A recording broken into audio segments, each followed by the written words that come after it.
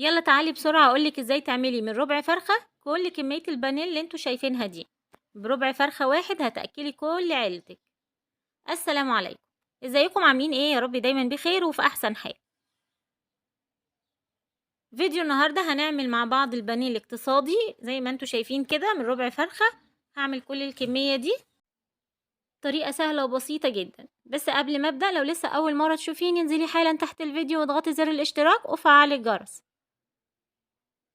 عشان يوصلك اشعار بفيديوهاتي الجديدة. عندي هنا ربع فرخة. انا هستخدم الصدر.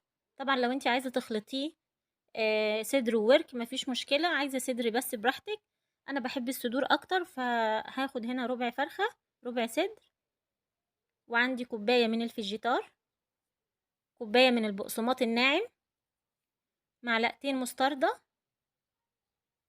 وعندي التوابل اللي هستخدمها فلفل اسود، بابريكا، توم باودر، بصل باودر، ومعلقة صغيرة من بهارات الفراخ، وكمون، وكمان معلقة صغيرة من البيكنج باودر والملح.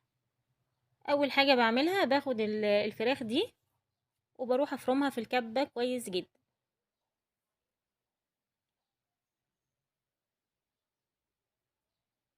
انا كده فرمتها زي ما انتوا شايفين كده. هضيف بقى عليها باقي المكونات اللي عندي.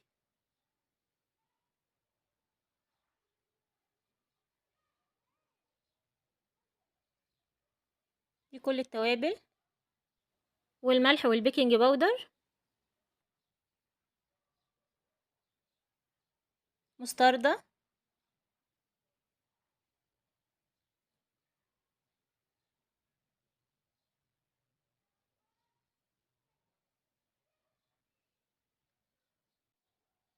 وبعدين بقلب ده كله مع بعضه كويس جدا لحد الفراخ ما تشمع معايا وكل المكونات دي تختلط مع بعضها كويس جدا.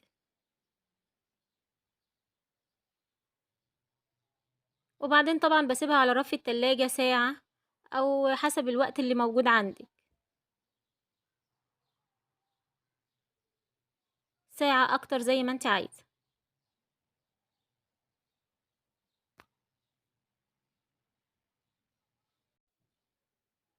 زي ما انتوا شايفين كده الفراخ عاملة زي العجينة. تقدري بقى تشكليها بالشكل اللي انت عايزاه.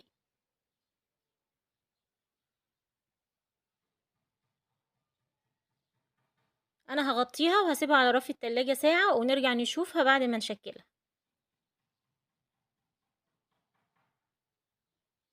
وده كده شكلها. انا بفردها بالمردانة، بتفرديها باي حاجة في كيسة بين كيستين وبتعمليها بالشكل ده. لو انت عايزة تعمليها بشكل تاني مفيش مشكلة، اعمليها زي ما انت عايزة.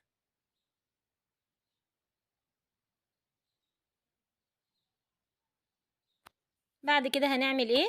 هنجيب بولة واسعة ونحط فيها كوباية الفيجيتار وكوباية البقسماط الناعم،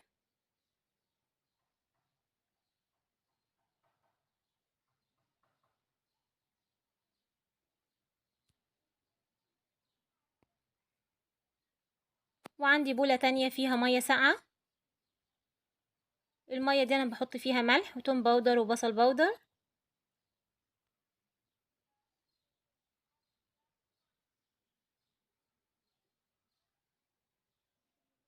وبقلبها كويس جدا.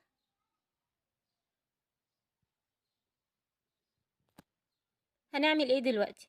هناخد البانيه ده نحطه في المية الساقعة، وبعدين نشيله نحطه في البقسماط والفيجيتار، وبعد كده نشيله نحطه في المية الساقعة تاني، وبعدين نرجعه تاني في الفيجيتار والبقسماط. بس كده، مش هنستخدم بيض ولا اي حاجة خالص، هي المية والفيجيتار والبقسماط بس.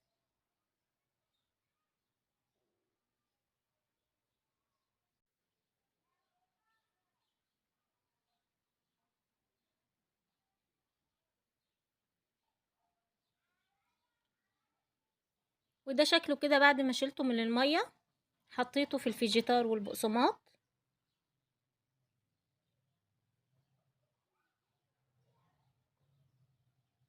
وبعدين بغلفه كويس جدا كده زي ما انتوا شايفين.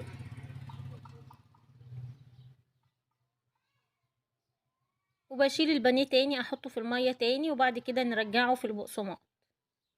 لو انت حابة تضيفي بقسماط خشن مع الناعم ومع الفيجيتار بيبقى حلو برضه،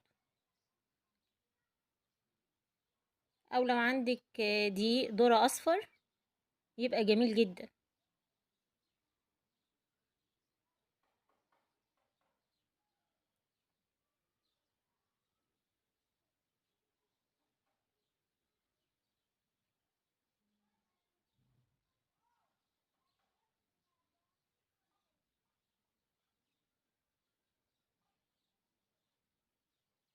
تمام كده.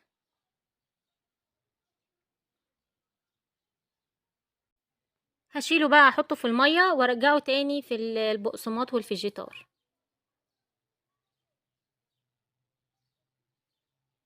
يعني كل الحكاية بتحطيه مرتين في المية ومرتين في الخلطة دي.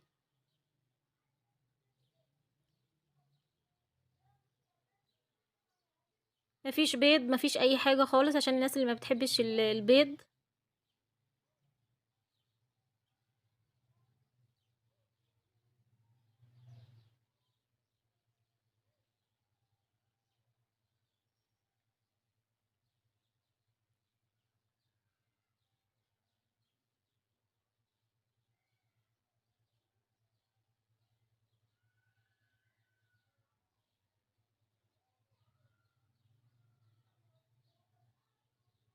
اهم حاجة بعد ما بتخلصيه بتسيبيه في الفريزر نص ساعة او ساعة عشان يتماسك شوية، وبعد كده تقليه. ولو انتي مش عايزة تستخدميه في نفس اليوم ممكن تحطيه في الفريزر، بيفضل عندك مدة طويلة، ما تخافيش خالص. بس وانتي بتفرزيه حطي بين كل واحدة وواحدة كيس بلاستيك عشان ما يلزقوش في بعض، ولما تحبي انك تطلعي الكمية اللي انتي عايزاها تطلعيها بسهولة. وده كده شكل البانيه بعد ما خلص. عايزة بقى تستخدميه دلوقتي، عايزة تفرزيه براحتك خالص. هو حلو جدا وطعمه حلو قوي، وكمان بيوفر واقتصادي وبيعمل لك كمية كتيرة جدا من حاجة قليلة. وكده فيديو النهاردة خلص وعملنا البانيه الاقتصادي. طريقة سهلة وبسيطة جدا وكمان طعمه حلو قوي، جربوه ان شاء الله هيعجبكم. لو عجبك الفيديو ما تنسيش اللايك. صحتين وعافية، بحبكم في الله.